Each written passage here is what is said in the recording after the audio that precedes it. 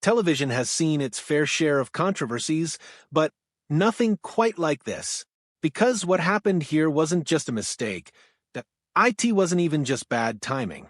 It was a slow, deliberate unraveling of one of the most beloved shows in American history.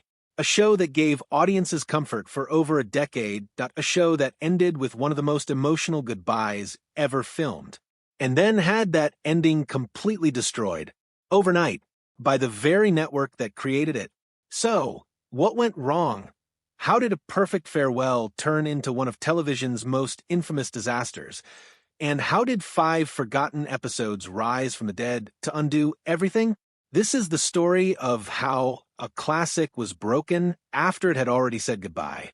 Long before the final disaster, the cracks had already begun to form.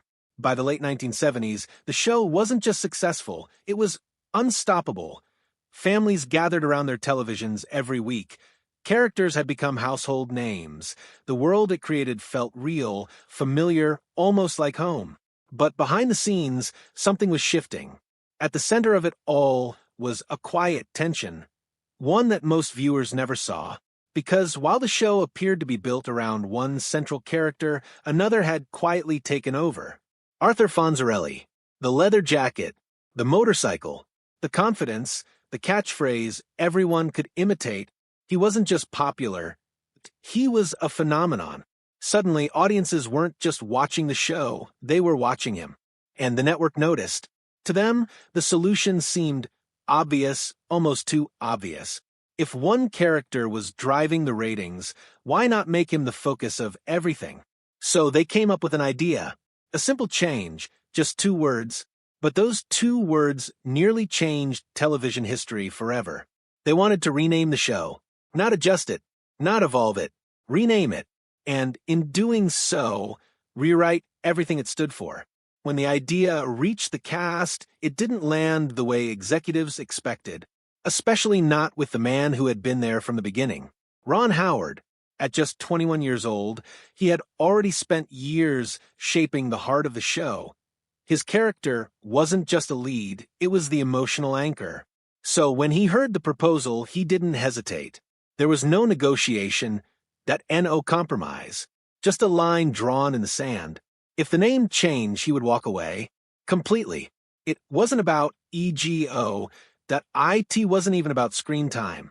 It was about something deeper. Because he understood something the network didn't. This wasn't a one-man show. It worked because of balance, because of contrast, because every character had a role to play.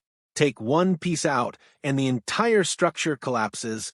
What shocked everyone wasn't just his stance, it was who stood beside him. Henry Winkler, the very person who stood to gain the most from the change, rejected it. He didn't see it as an opportunity. He saw it as a mistake. Because even he knew the truth. The magic didn't come from one character. It came from all of them, together. That moment of unity saved the show, at least for a while. But it also revealed something dangerous, a growing divide between creativity and corporate thinking. And that divide would come back later, with consequences no one could have predicted. While the show thrived on screen, off-screen, the reality was far more complicated.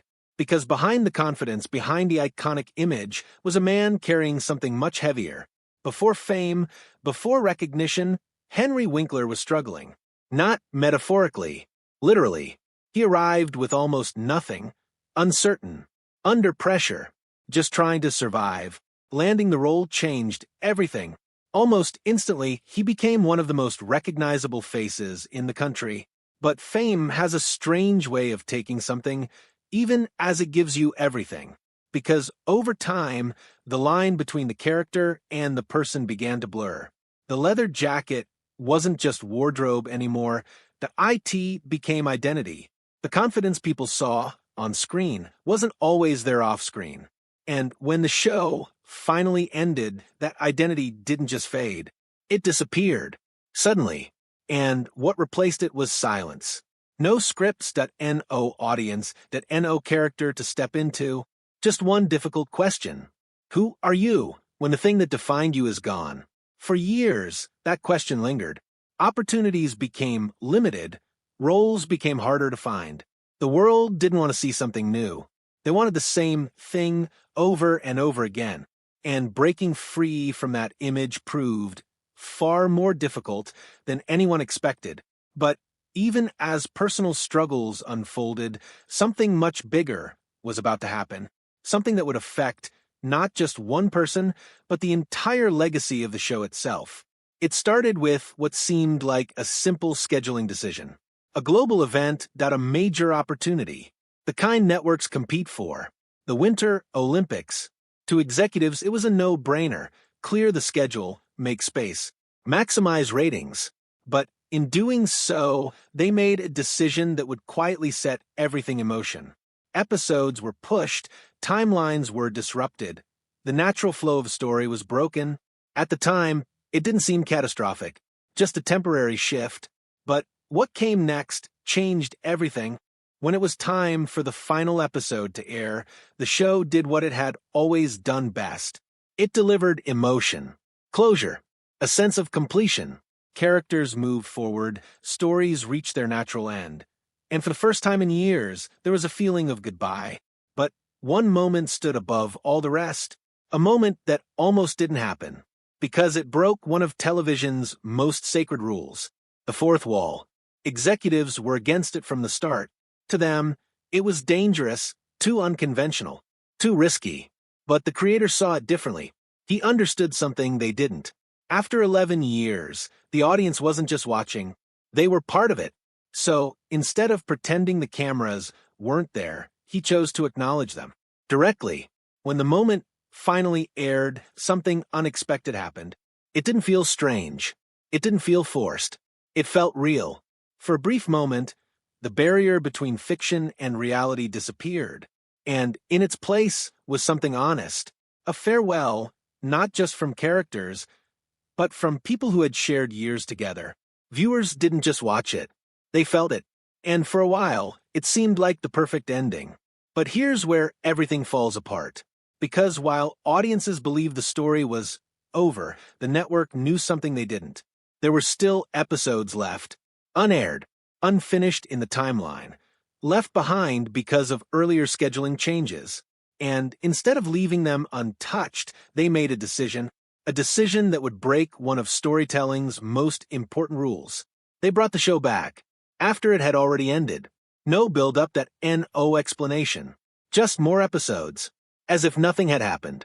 As if the goodbye never existed. At first, viewers were confused. Then frustrated. Because emotionally they had already moved on. They had accepted the ending, processed it, felt it. And now, suddenly the story was continuing again. But not in a meaningful way. These weren't carefully crafted conclusions. They were leftovers. Disconnected. Out of place.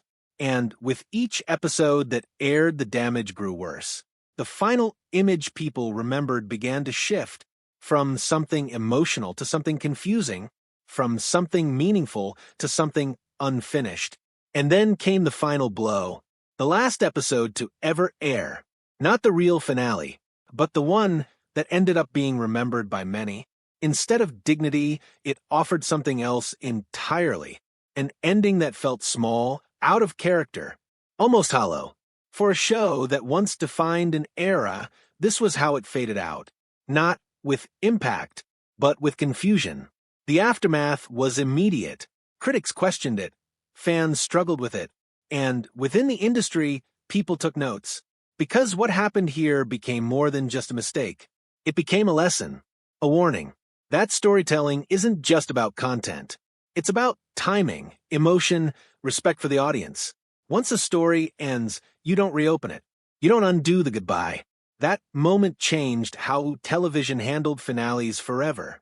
Contracts evolved, rules were put in place, because no one wanted to repeat what happened here. For the cast, the ending carried a different kind of weight. Some moved forward quickly. Ron Howard stepped behind the camera and built a career that would redefine his legacy entirely. Others took longer. Henry Winkler had to rebuild from the ground up, finding new ways to prove himself beyond the role that made him famous. Some found steady success. Some faced challenges that never fully disappeared. But all of them carried the same strange reality. They had been part of something unforgettable with an ending that never quite felt complete. And yet, time has a way of rewriting stories. Years later, something unexpected happened. A reunion. Not forced, not scripted in the same way, but real. Two familiar faces point one familiar moment. A simple gesture that instantly brought everything back. For a brief second, it felt like nothing had changed, like the story had finally found the ending it deserved. Not on a scripted set, but in front of an audience that never really let go. And maybe that's the real ending. Not the one interrupted by scheduling mistakes. Not the one buried under leftover episodes. But the one people choose to remember. Because in the end, a story isn't defined by how it was handled behind the scenes. It's defined by how it made people feel. And that part was never lost.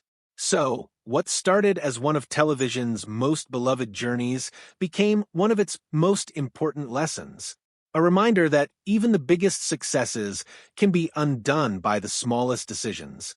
And that sometimes the hardest part isn't creating something meaningful. It's knowing when to let it go.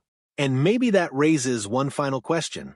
If a story ends perfectly, but someone brings it back anyway, was it ever really over?